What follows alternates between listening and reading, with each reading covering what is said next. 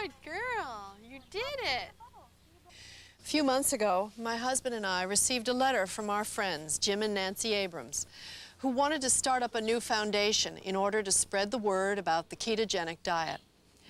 The letter began like this. Dear Meryl and Dawn, on March 11th, 1993, on his first birthday, I was pushing our son Charlie in a swing when his head twitched and he threw his right arm up in the air.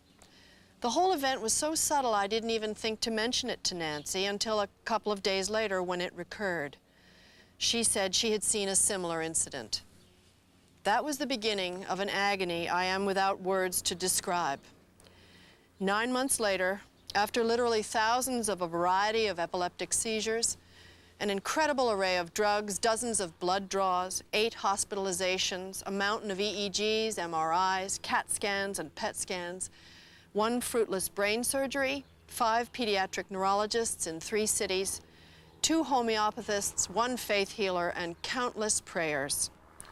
Charlie's seizures were unchecked, his development delayed, and he had a prognosis of continued seizures and progressive retardation. Then last December, we learned about an obscure diet consisting mainly of fats that benefited some kids with difficult-to-control seizures. The only institution that champions this diet is Johns Hopkins Hospital.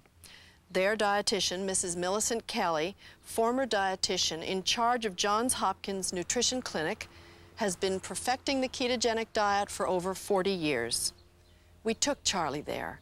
He started the diet, and since Christmas 1993, he's been seizure and drug-free. This is Charlie Abrams and his mom, Nancy. I've known him since birth. I've watched his delightful personality emerge through a normal first year. I witnessed his debilitating battle with seizures and medicines. I rejoiced with his family when the ketogenic diet stopped his epilepsy. And now I derive strength and joy like so many of his other friends as we watch him begin to develop again.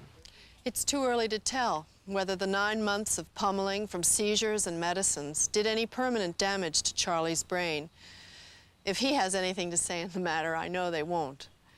However, it's not too early to tell that had Charlie's parents been informed about the existence of the ketogenic diet when he first got sick, and about the success they've had with it at Johns Hopkins, a vast majority of Charlie's seizures would not have occurred, and most of his $100,000 worth of medical, surgical, and drug treatment would not have been necessary.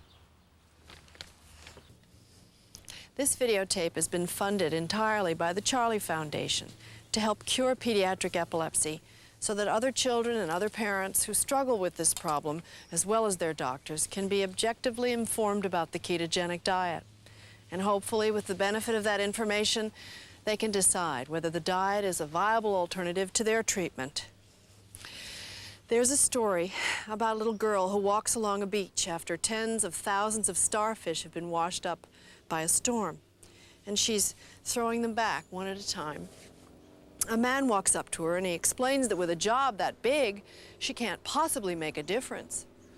And as she picks up one more starfish and she tosses it back into the sea, she says, "It will make a difference to this one."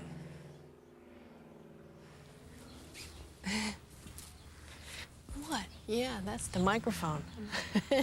As you'll see, Charlie's story is not unique.